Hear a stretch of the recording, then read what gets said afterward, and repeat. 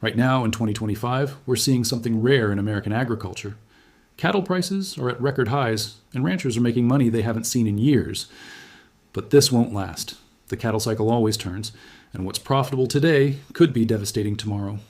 For anyone considering getting into ranching, the timing has never been more critical, and the stakes have never been higher. Understanding the economics of owning a ranch requires looking beyond the romance of wide open spaces and endless horizons. It means diving deep into numbers that would make most investors hesitate. It means confronting a simple mathematical truth that determines success or failure. And it means recognizing that we're in a unique moment in history where opportunities exist that might not be there next year or the year after that. This moment won't last forever. Market conditions shift, prices move, interest rates change, opportunities close.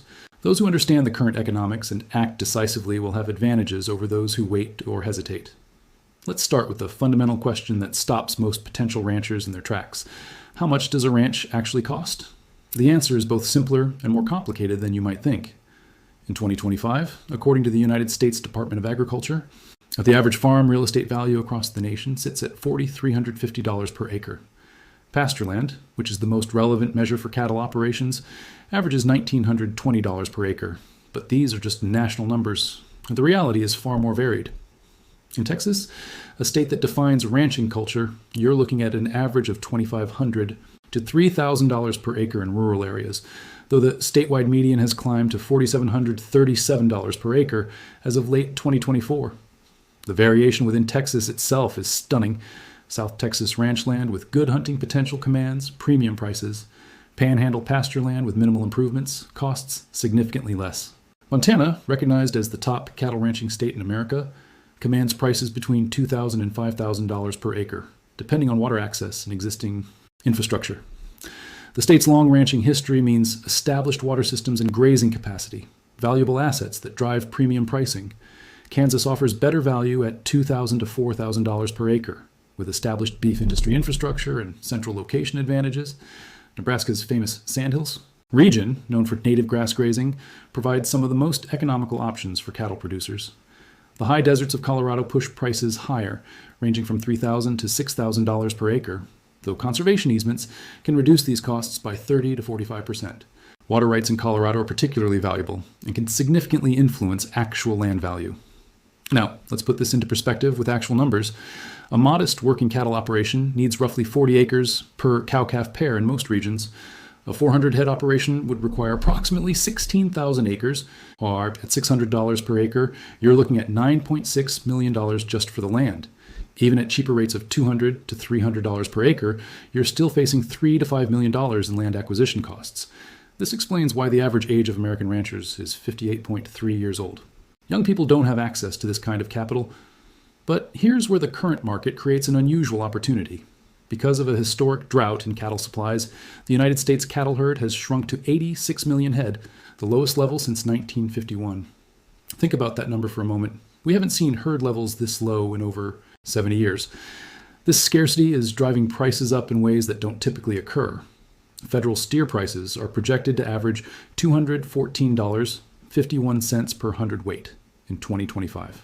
More importantly, total United States cattle and calf receipts are forecast to increase by $17.7 billion, reaching $130.6 billion total, a 15.7% increase from the prior year. This is meaningful money entering the cattle industry. These conditions are expected to persist through 2026 as low supplies continue supporting premium prices. What does this mean for someone considering ranch ownership today? It means the income side of the equation is stronger than it's been in years. A spring calving operation can reasonably expect calves averaging 550 pounds, selling at $2.20 per pound, generating roughly $1,210 gross revenue per calf. With an 85% calf crop, that translates to approximately $1,029 per breeding cow in gross revenue. But gross revenue isn't profit. The direct costs for maintaining a breeding cow throughout the year include approximately $125 for hay, $35 for mineral and supplements, $25 for veterinary care and medicine, and $40 for breeding. That totals roughly $305 per cow in direct cash costs before we even account for land, labor, or fixed overhead expenses. The math starts to look less impressive when you factor everything in. Total economic costs for cattle operations vary dramatically by size. A large operation with 500 or more cows experiences economic costs of $910 per cow. A small operation with only 20 to 49 cows faces $2,099 per cow. That's a 130% cost difference driven primarily by labor efficiency and the ability to spread fixed costs across more animals. This is perhaps the most critical economic reality in modern ranching. Scale matters enormously. Operating small is expensive. Beyond the per-animal costs, infrastructure represents a massive upfront investment that many beginning ranchers underestimate. You need fencing, lots of it. Quality ranch fencing costs several $1,000s per mile installed. You need water systems, wells, storage tanks, and distribution. Infrastructure, spanning your entire property. You need hay sheds and storage facilities to protect winter feed supplies. You need calving facilities and corrals for managing breeding and health events. You need barns and shelter structures for equipment, vehicles, and supplies. You need roads and access improvements for reaching all parts of your property, especially during adverse weather. In many cases, this infrastructure investment equals or exceeds the cost of the land itself. A rancher might spend $2 million acquiring 20,000 acres or cattle operations. This reality catches many aspiring ranchers off guard. This brings us to a crucial strategy that's gaining traction in 2025 and 2026. Conservation easements. These are legal agreements where you restrict development rights on your land in perpetuity in exchange for substantial tax benefits. The immediate benefit is that placing an easement on property reduces the purchase price by 30 to 45% because it removes future development potential.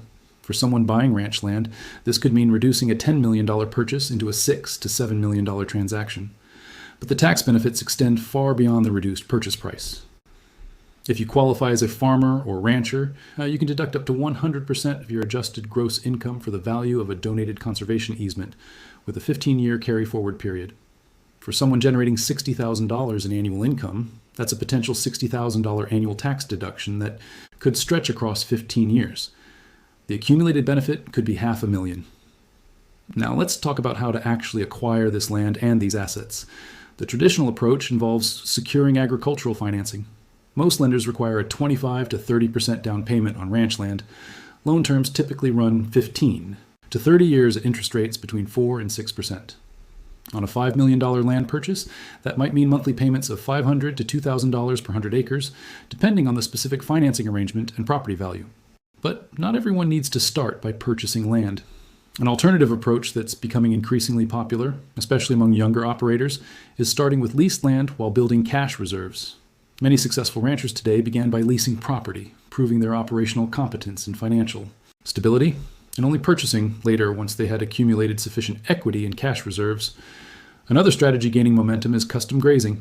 Instead of immediately owning cattle, you can manage other people's cattle on leased land in exchange for a fee. Typical rates range from $1.50 to $3 per head per day, depending on services provided and location. This generates immediate cash flow without requiring a massive livestock investment. It allows you to learn ranching with significantly lower financial risk. And it builds your reputation and network within the cattle industry. The USDA also offers numerous grant and cost share programs that can cover significant portions of infrastructure costs. The Conservation Reserve Program, the Environmental Quality Incentives Program, and various state-specific programs can offset fencing, water development, and habitat restoration expenses. These programs require detailed applications and ongoing management, but for ranchers willing to navigate the bureaucracy, they can substantially reduce capital requirements. Let's return to the operating economics and dig deeper into the real costs of maintaining a ranch year after year. Feed and nutrition represents 25 to 35% of most ranching operations' total expenses. This includes hay, pasture management, mineral supplements, and specialized feeds. Hay prices fluctuate seasonally, and ranchers must carefully time their purchases and storage. A well-managed ranch can reduce these costs through improved grazing management. In fact, better grazing practices, including rotational grazing, water development, and pasture improvement, can add $150 to $250 or more per head to profitability. These improvements typically cost less than purchasing additional land, making them incredibly valuable investments. Labor represents another massive cost category, ranging from 15 to 25% of total operating expenses for most operations. A solo rancher operation is exceptionally difficult. You need people for daily care, breeding management, health monitoring, gathering, processing, and countless other tasks. Large operations achieve efficiency by spreading these labor costs across more animals. Small operations struggle with this reality. Equipment, fuel, and vehicle costs represent 8 to 12% of operating expenses. On a 500-acre operation, you might spend $15,000 to $25,000 annually on fuel alone. Farm equipment consumes 3 to 5 gallons of diesel per acre worked, and at current prices of $3.50 to $4.50 per gallon for agricultural use, this adds up quickly. Equipment maintenance, repairs, and eventual replacement represent ongoing expenses that many beginning ranchers underestimate. Veterinary care, breeding management, disease prevention, and health monitoring account for 5 to 8% of expenses. Cattle are living organisms that get sick, require vaccinations, need reproductive management, and occasionally suffer catastrophic losses. A responsible rancher budgets accordingly. Property taxes, insurance, and miscellaneous expenses round out the picture. Property taxes on agricultural land range from $5 to $15 per acre annually in most states, though agricultural use value assessment programs can reduce this by 40 to 60% compared to residential rates. Insurance costs typically run $2,500 to $5,000 annually for basic coverage.